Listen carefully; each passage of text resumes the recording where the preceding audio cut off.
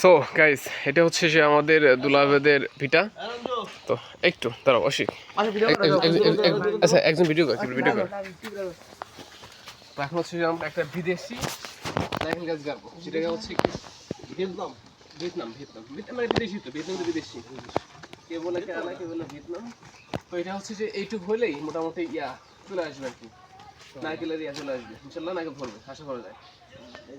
আমরা তো হচ্ছে বলে দিচ্ছে নার্সারি দেখা যায়।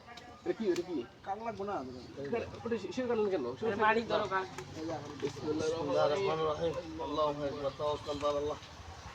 যেন 2 বছরের মধ্যেই হচ্ছে যে আমাদের গাছে নারকেল চলে আসে।